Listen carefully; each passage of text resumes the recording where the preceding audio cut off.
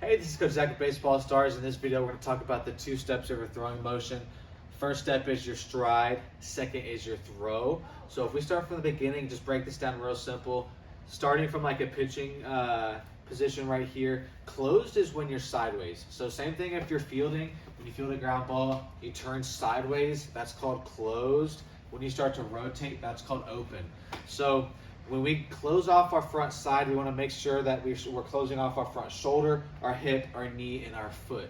So if we're pitching, it can be turning in this way. When we're going from a throwing motion in the field, it's just simply turning all the way sideways and then starting a throwing motion. So starting from the stride, we want to make sure we're staying closed as long as possible. So as I'm striding, I want to stride and I want to make sure I'm keeping this front side closed as long as possible, landing with this front shoulder pointed towards my target. Also, what you don't want to happen while you're striding is you don't want the hips to open up really early. The moment that my hips open up really early, my chest is going to follow and my chest is going to open up early with that. So it goes along with the whole front side.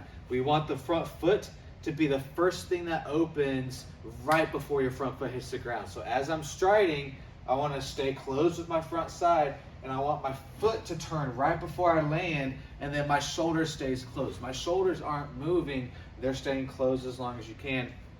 And then the throwing motion starts after your front foot hits the ground. So I go through my stride. I want the timing of the ball to come up in the throwing position right when your front foot is hitting the ground.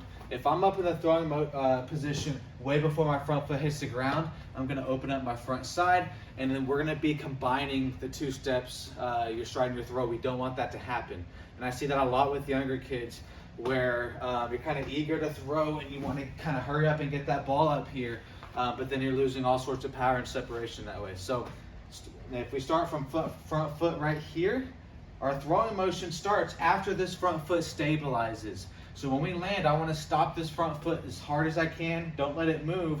And then my chest is going to start driving forward, and then my chest is turning at as well as we come through our throw. And that's the two main steps of your throwing motion.